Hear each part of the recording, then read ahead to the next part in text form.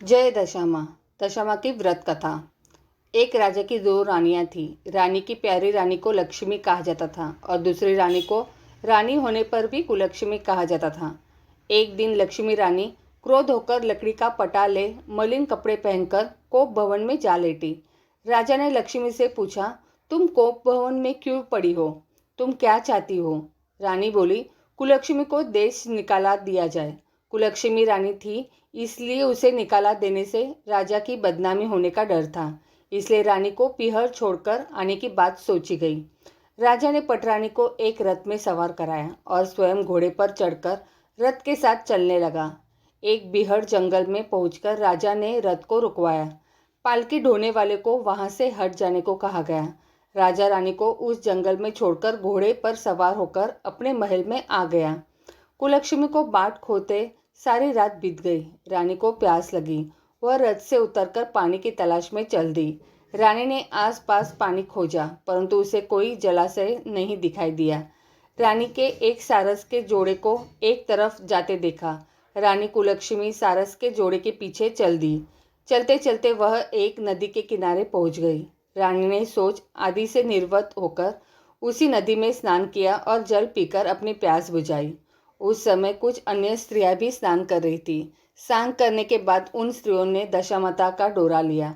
उनके पास एक डोरा बच गया। उन्होंने रानी से डोरा लेने का अनुरोध किया। रानी डोरा लेकर अपने रथ में आकर बैठ गई। दशामाता ने रानी की परीक्षा लेने के लिए एक बुढ़िया का वेश धारण कर उसके रथ के पास आई। वह रानी से बोली कि बेटी, यहाँ बैठी क्या कर रही हो? रानी ने बुढ़िया से कहा, पहले तुम बताओ, तुम कौन हो? बुढ़िया ने उत्तर दिया, मैं तुम्हारी मौसी हूँ। तब रानी उसके गले लगकर रोने लगी। उसने अपनी विपदा भरी सारी कहानी बुढ़िया को बता दी। अंत में रानी ने बुढ़िया से कहा, अब मुझे केवल तुम्हारा ही सहारा है, मेरी रक्षा करो। दशामाता की कृपा से उसी जगह माया का शहर बस गया। रानी के भाई भाभी आदि सारा मायका वहां प्रकट हो गया। रानी ने अपने पीहर के साथ मिलकर 9 दिन दशामाता की कथा कहानियाँ सुनाई। 10वें दिन डोरे की पूजा होनी थी। उस दिन सवेरे उठकर दशामाता ने रानी से कहा, नदी में स्नान कर आओ, वहाँ तुमको स्वर्ण कलश मिलेगा, तुम उसे ले आना और जो डोली तुम्हें लेने आए उसमें बैठ जाना। किसी से ये मत पूछना कि यह डोली किसकी है। रानी ने नदी में स्नान किया। वह स्नान करके बाहर निकल आई तो उसे 2 स्वर्ण के कलश नदी के किनारे रखे मिले। उन्हीं के पास रेशमी वस्त्र रखे थे। उन वस्त्रों को रानी ने पहन लिया। वह चलने को तैयार हुई तो उसे डोली आती दिखाई दी। वह डोली में बैठ गई और अपने घर पहुंच गई। घर पहुंचकर उसने माया के परिवार की सब महिलाएं सहित दशामाता के डोरे की पूजा की। सुहागिनियों को भोजन कराया। इसके बाद उसने पारण किया। अब रानी अपने पीहर में आनंद पूर्वक सबके साथ मिलकर रहने लगी। इधर कुछ समय बाद राजा को रानी कुललक्ष्मी का ध्यान आया। राजा ने विचार किया कि जिस दिन से मैं रानी को जंगल में छोड़कर आया हूँ, तब से उनका कोई समाचार नहीं मिला। चलकर देखना चाहिए कि रानी कुलक्ष्मी का क्या हाल है।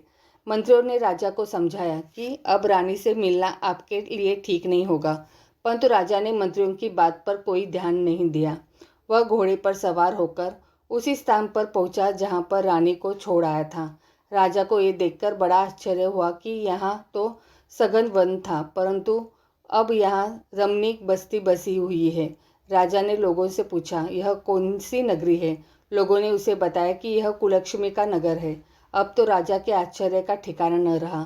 वह बार बार सोच रहा था कि क्या यह नगर मेरी पटरानी कुलक्ष्मी द्वारा बसाया नगर है।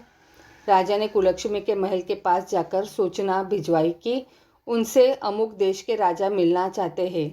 रानी ने राजा को पहचान कर मिलने से मना कर दिया, परंतु मौसी ने उसे समझाया कि हिंदुओं में तो पति परमेश्वर माना जाता है, तुम्हें यही उचित है कि तुम यथाशक्ति उनका आदर सत्कार करो। मौसी के कहने पर रानी कुलक्ष्मी ने राजा को महल में बुलवाया। दोपहर को राजा को भोजन पर बुलाया गया। राजा के साथ नाई भी था। रानी राजा और नाई को भोजन कराने लगी। पहली बार रानी ने नाई की पित्तल पर भोजन परोसा तो नाई ने रानी के पैर पर एक छिटा लगाया। रानी इस भेद को नहीं समझ सकी कि नाई ने उसके पैर पर रायते का छिटा क्यों मारा। रानी दूसरी बार पोशाक बदलकर फिर आई। राजा मन में सोचने लगा कि यहाँ तो बहुत सी रानियां हैं, सबकी शक्ल एक जैसी है, मैं अपनी रानी को कैसे पहचानूंगा। डेरे आकर राजा ने नाई से कहा, यहाँ तो कई रानियां हैं, मैं अपनी रानी को कैसे पहचानूं। नाई बड़ा चतुर था, वह बोला, रानी तो एक ही है, परंतु वह पोशाक बदल बदल कर हमारे सामने आ रही है। राजा ने नाई से पूछा, तुझे कैसे पता चला कि रानी एक ही है। नाई बोला कि मैंने उनके ऊपर रायते का छिटा मारा था, वह 3 बार कपड़े बदलकर हमारे सामने आई, परंतु वह छिटा उनके पैर पर तीनों बार लगा था। अगले दिन रानी ने राजा को अपने महल में बुलाया। राजा को अपनी मेज पर बिठाकर खाने के लिए पैन का बीड़ा दिया। पान का खाकर राजा पलंग पर लेट गया और रानी उसके पैर दबाने लगी। राजा ने रानी से अपने किए गए क्षमा मांगी और रानी को अपनी राजधानी में चलने को कहा। रानी ने कहा, आप मुझे किस मुंह से चलने को कह रहे हो? आप तो मुझे जंगल में अकेला छोड़कर चले गए थे। आप तो दूसरी रानी के कहने में आकर मेरा परित्याग कर चुके थे। यह तो मेरी मौसी का किया हुआ है, उसी के कारण यह सब वैभव मुझे प्राप्त हुआ है, वरना आप तो मेरा सर्वनाश कर चुके थे। राजा ने रानी को बहुत समझाया। तब रानी बोली कि मैं केवल एक शर्त पर आपके साथ चल सकती हूँ।